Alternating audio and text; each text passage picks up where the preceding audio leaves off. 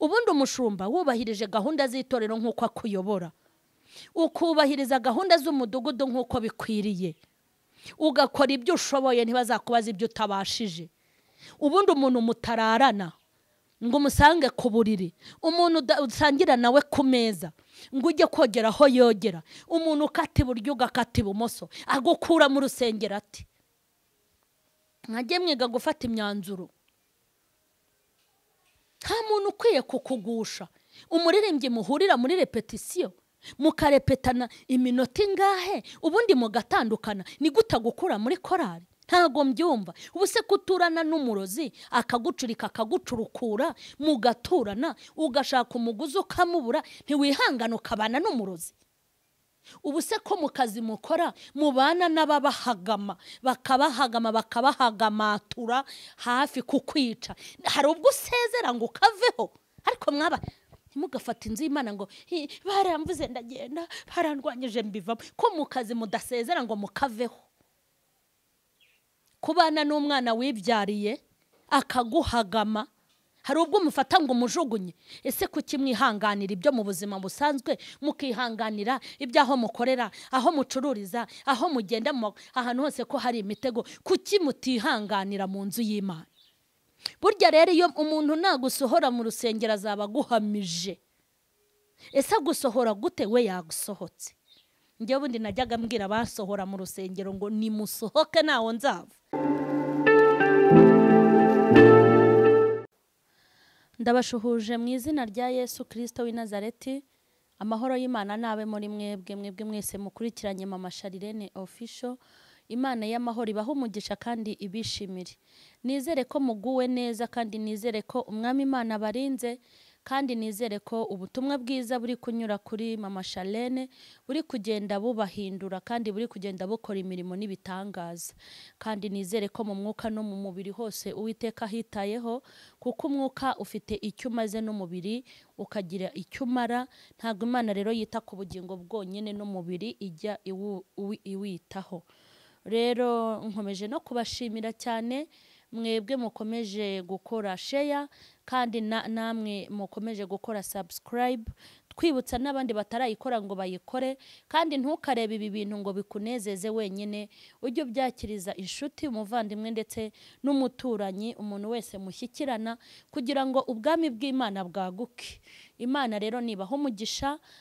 Ndabashuhuje abari mu Rwanda ndetse no mu bihugu by'abaturanyi, abari mu bihugu bya Afrika, abari muri Amerika ya ruguru ndetse n'iyepfo, abari muri Europe, muri Australia ndetse n'abari muri Aziya n'ahandi henshi, abari mu kazi gatandukanye aho mugenda mudukurikiranira, abari mu muhanda batwaye, abantu bose ndabizi neza ko mugenda muduhamagara, mugenda mwumva inyigisho n'ubutumwa ndetse na filime ubuhenebere iginyuraho kwa gatandatu saa 2. Nubundi rero ngarutse muri cya gice nubundi nari nasubitse kuri bwa butumwa buvuga ngo Yesu yabaye ifura natwe tugomba kuba babucura.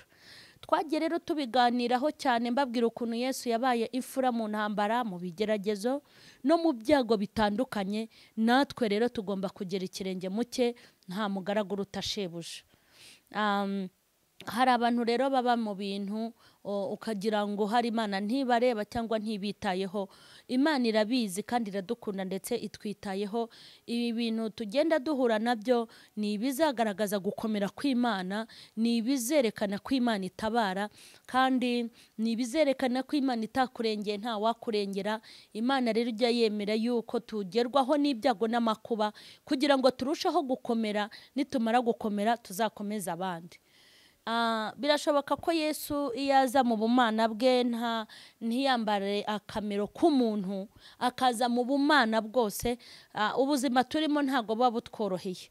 Twari kuzajya atwicisha inzara cyangwa tugasonza, hanyuma tukamucyurira tukamubwira tuti ntago uzi uko inzara iryana, ariko ukuntu inzara iryana arabizi, kuko Bibiliya iravuga ngo yataye icyubahiro cy'ubwiza bwe, yanga kugundira ishusho y'ubumana ndetse yanga kuguma mu ijuru, ngo yisiga ubusa, yambara akamero k'umuntu kugira ngo abashe kuducungura.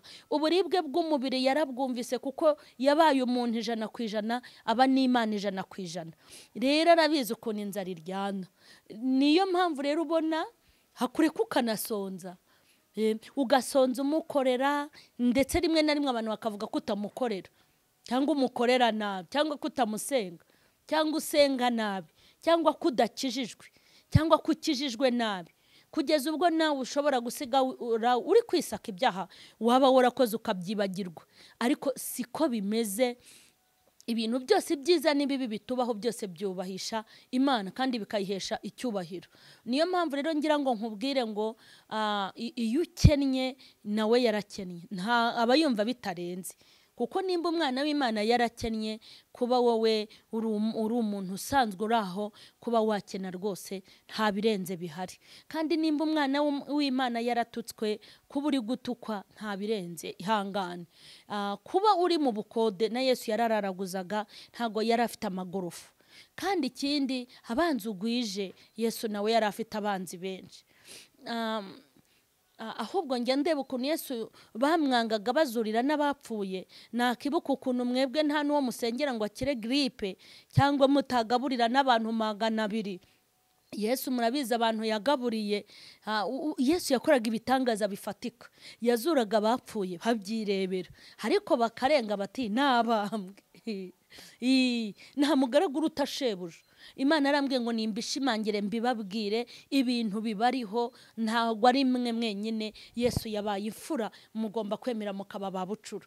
Hari ibintu nge nabonye kuri Yesu ubushize narabibaganirije ukuntu bavuze ngo ntago Yesu yazutse, ngo ahubwo ngo nabigishwa baje kumwiba, barangije bashoramo yabo kandi menshi kugira ngo bamuharabike. Bari barayatangara igihe bayadutangira nyine nuko, ariko ntibyabuze kugaragara ko ari umwana w'Imana. Nibyo twari duherutse kuganira, mbabwira ukuntu iyo turi mu munsi mukuru wo gushimira Kristo ko yavutse, no mu kabari ikirugo kiba gihari, no mu mabanke barabyubaka, n'igihugu gishorama yabo bavuga ngo Yesu yagize ate, yaravutse kandi yarapfuye arazuka. Ntago ndumva ahantu rero bavuze ngo Yesu baramwibye, barabikoze ariko bipfa ubusa. Bishatse kuvuga ngo natwe ibitero tugabwaho na Satani ariwe mwanzi wacu bizapfa ubusa. Tuzagera ku ntego y'icyo Uwiteka yatekereje, kuko na Yesu yageze ku ntego yo kugira gute, yo kuducungura. Rero Satani yikwihebesha, yikubwira ngo Imana ntikuzi kuko ukennye, yikubwira ngo Imana ntikuzi kuko wabaye ifubye, yikubwira ngo Imana burya ntiyari hari igihe wapfakaraga, ngo warize umaze imyaka 10 ngo diplome yawe yapfuye ubusa. Satani izo detaye yizi kubwira. Iyo nzira uri kunyuramo na Yesu yayinyuzemo. Emera ube intwari kugira ngo uha agaciro Yesu, kuko nawe yabaye intwari. Misiyo yo kuducungura agira gute, ayihagararaho, kandi arangije agira gute, irarangira, araducungura. Natwe rero misiyo zo kwamamaza ubutumwa bwiza.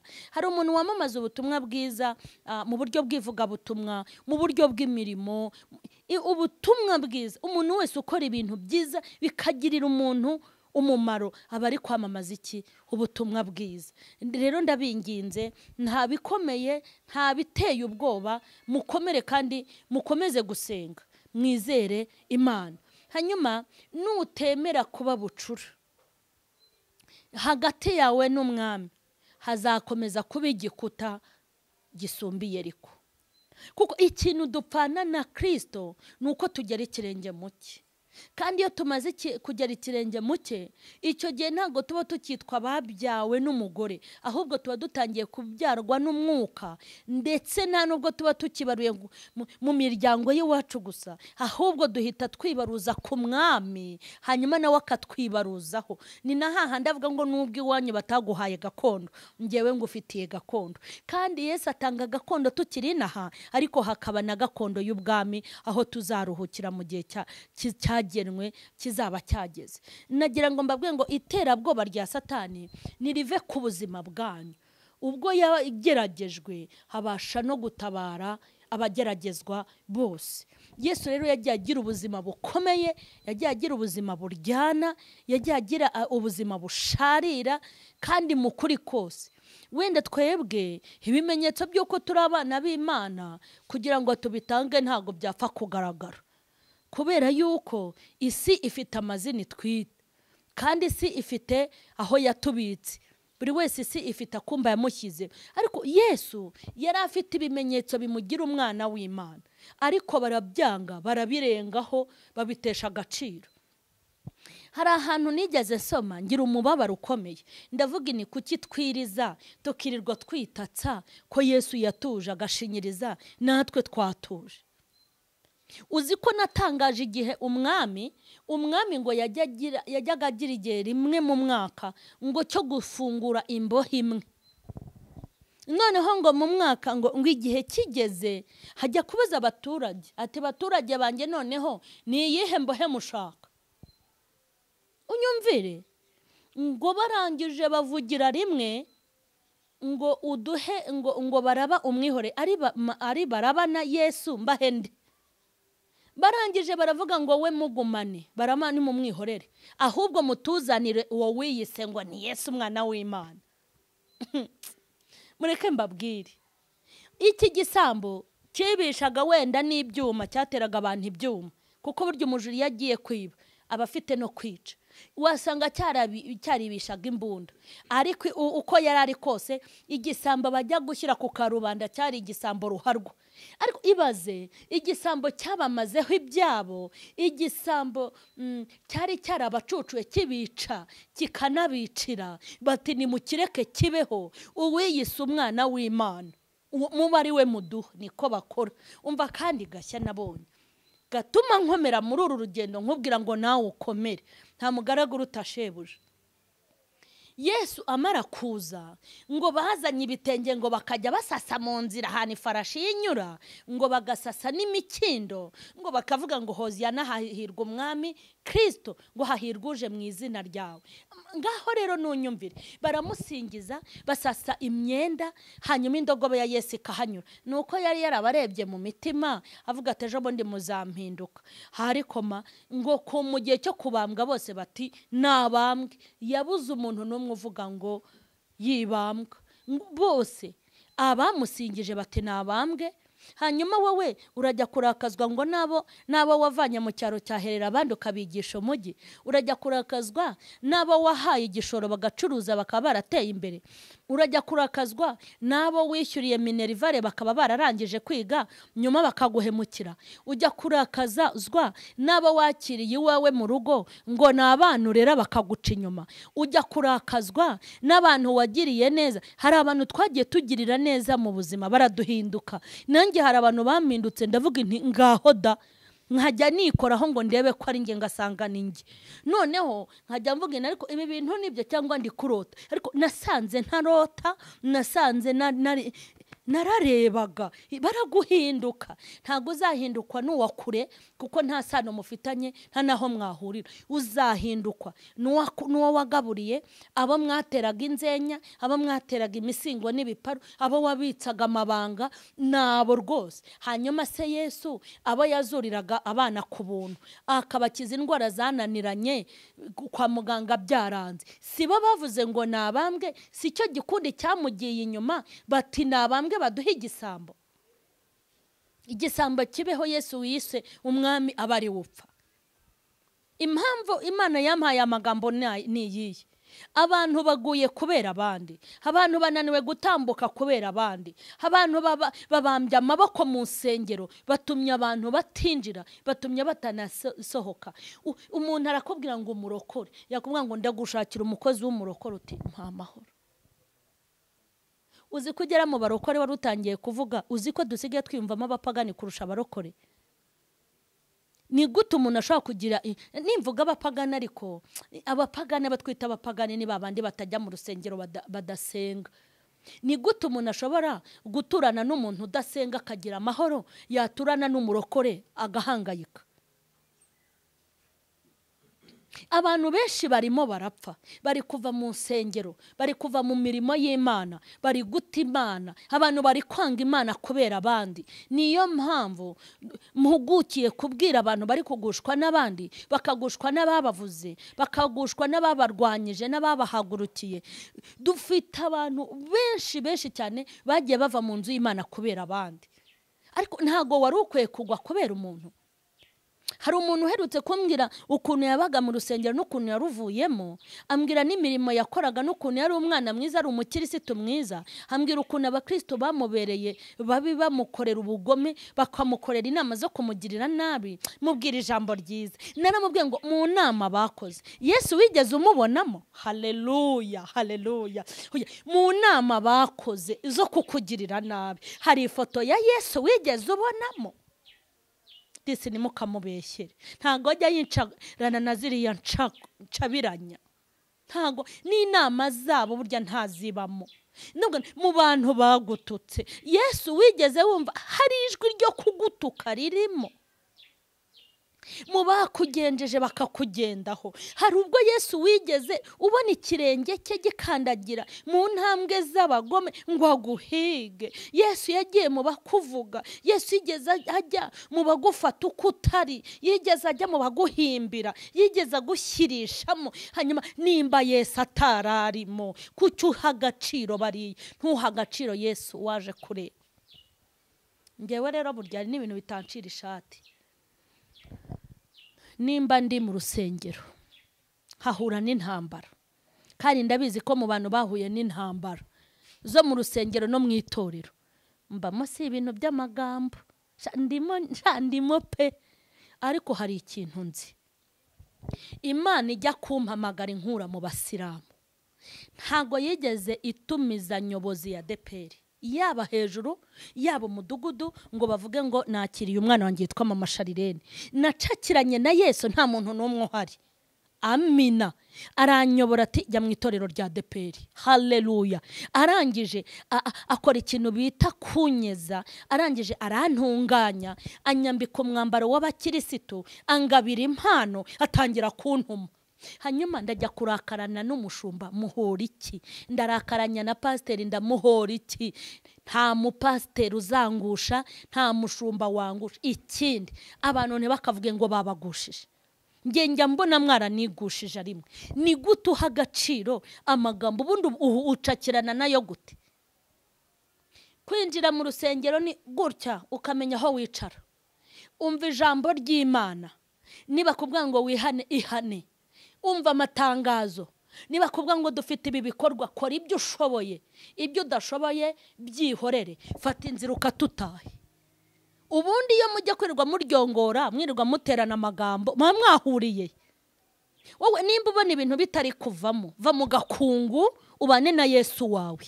Nimba ubona kubana nabo byarakunaniye, nimuhurire mu rusengero uvuga uti mwiriwe, ukora ibintu byose ushinzwe, ubundi wibere mu buzima bwawe. Utwo dukundi, utwo tugurupe, utwo tuvumo mujyanamo, utwo tugurupe waturetse. Nimba ubona bitari gukunda, ko ariho hava amakimbirane. Ni gute umuntu agirana ibibazo n'abashumba kandi atararana nabo? Ubundi umushumba wubahirije gahunda z'itorero nk'uko akuyobora, ukubahiriza gahunda z'umudugudu nk'uko bikwiriye, ugakora ibyo ushoboye, ntibazakubaza ibyo utabashije. Ubundi umuntu mutararana ngo umusange ku buriri, umuntu usangira nawe ku meza, ngo ujye kogera aho yogera, umuntu ukata iburyo ugakata ibumoso, agukura mu rusengero ati mwajye mwiga gufata imyanzuro. Nta muntu ukwiye kukugusha. Umuririmbyi muhurira muri repetisiyo, mukarepetana iminota ingahe, ubundi mugatandukana, ni gute gukura muri korari? Ntago mbyumva. Ubuse kuturana n'umurozi akagucurika akagucurukura, mugaturana, ugashaka umuguzi ukamubura, ntiwihangana ukabana n'umurozi? Ubuse ko mu kazi mukora mubana n'ababahagama, bakabahagamatura hafi kukwica, hari ubwo usezera ngo ukaveho? Ariko mwaba ntimugafata inzu y'Imana ngo baramvuze ndagenda, barandwanyije mbivamo. Ko mu kazi mudasezera ngo mukaveho? Kubana n'umwana wibyariye akaguhagama, hari ubwo mufata ngo mujugunye. Ese kuki mwihanganira ibyo mu buzima busanzwe, mukihanganira ibyaho mukorera, aho mucururiza, aho mugenda ahantu hose ko hari imitego? Kuki mutihanganira mu nzu y'Imana? Burya rero iyo umuntu nagusohora mu rusengero azaba aguhamije. Ese agusohora gute? We yagusohotse. Njye bundi najyaga mbwira basohora mu rusengero ngo nimusohoke naho nzava. ko nicaye kwa data se nicaye kwa papa wawe? Ntago nicaye muri saro yawe, ndi kwa data wa twese uri mu ijuru. Ntago wahashyigura. Abantu barambwiye ngo nimure icyemezo ngo ninjye ku yindi midugudu. Nzaguma mu Nyakabanda iwacu mu Nyakabanda niho navukiye, niho nigiye gukambakamba, niho namereye ubwanwa mu buryo bw'umwuka, nkaba ndi umugabo wo guhamya Kristo. Uwo nzabangamira toka nasohoka agende ansige. Niko gahunda imeze. Ubundi nubaha itorero ryanjye, nubaha abariyobora, nubaha umuyobozi wanjye, nubahe bene data. Wowe nimba undeba ukarwara uzandeba paka. Ubundi arona bw'inti Nyabarongo ntago irakama. Nimba kumbona bigutera indwara sinenda gupfa, sinenda kujya muri gereza ngo nge kugwayo. Uzambona kuri kamera, umbone mu muhanda, umbone mu rusengero. Ahubwo ikiza Nyabarongo ntiruzura, uzagenda ugeyo cyangwa ujye kwa Makuza. None se nyine nimba babazwa n'ukuriho niyiyahuri. Oya mbabarira, wigwa ujya kuza wasinyanye n'uyu mwami. Ndashaka ko dusenga. Nimba waragiye ukumva iki kiganiro, mbabarira ugaruke. Ntago Imana iba mu nama z'abakugirira nabi, ntago Imana iba mu nama z'abakurwanya. Ngwino mu nzu y'Imana, wirinde kuba intaza, wirinde kuba inzitizi, wirinde no kuba intandaro y'imirwano cyangwa intambara n'intonganya. Imana ninaza kureba ikareba, izareba ngo ibyo bamurega ni ukuri. Nisanga ibyo bakurega ari ukuri, izajya mu ruhande rw'ababisha bawe. Ariko nisanga ibyo bakurega atari ukuri, izajya mu ruhande rwawe. Ndumva ashaka ko dusenga. Ni gute abademoni bagusohora bo basohotse? Ni gute abademoni bakuzimya we wabajimije? Hari umuntu wavuze ngo nge sinakicarana n'umurozi. Nuko nyine abakurusha imbaraga. Ubwo nyine iz'Imana ntaziba zikurimo, iz'abarozi nizo ziba ziri gupeza izawe. Tugiye gusenga. Warahemutse guta Yesu, aracyagutegeye ibiganza, haragushaka ngo ngwino. Ugomba kwemera ukababucura. Intambara nawe yazinyuzemo. Nta bandi bamugambaniye si abanyamahanga, ni ababugufa bo ngabo. Pamubwira ngo Imana ivuka kwa Yozefite. Niko bimera. Tugiye gusenga Imana ikubabarire, ugaruke mu nzu yayo. Nawe wari ugiye kuyivamo, ndakwinginze ngo yigarukeho. Mana ya Isaka na Yakobo, Mana nyiri icyubahiro n'ukuri, Mana y'urukundo n'imbabazi, Mana y'imbaraga n'igitinyiro, Imana y'icyubahiro kizima. Habwa icyubahiro shyirwa hejuru. Ndagushimye kubw'ubutumwa n'iri jambo ryawe. Haleluya, nuriherekeze. Abana bawe bararushye kandi bararemerewe, baragowe kandi bari mu ntambara. Ndasenze ngo kugira neza kwawe bibamurikire. Mucyo wo mu maso hawe ubamurikire, ubwiza bwawe nibubagereho. Imbabazi zawe ubababarire zibagereho kugira ngo ubeze kubwo kugamburura. Mana ndasengera abantu bose bavuye mu nzu yawe ngo bagaruke. Sengera abacitse intege ngo bongerere imbaraga. Mwami ugira icyo urema n'icyo ukora uyu mwanya. Abantu bawe bagaruke ku isoko, wongere utahunge uburyohe bwo gukunda inzu yawe. Mwami ukura umwuka wo guhangana no kurwanyana hagati mu bwoko bwawe. Wongere wubaka itorero n'abanyetorero. Imbaraga zawe n'ubutabazi bwawe bibagereho. Cyubahiro n'ikibi cyawe ni mu izina rya Yesu, amen. Mbifurije gutsinda, mbifurije kuba mu bushake bw'Imana. Hanyuma rero mukomeze mukoreshe yamusangiza abandi ibi biganiro kugira ngo ubwami bw'Imana bwaguke, kandi mukomeze abatarakora subscribe muyikore. Imana y'amahoro ikomeze bishimire kandi barwanire n'intambara. Amen.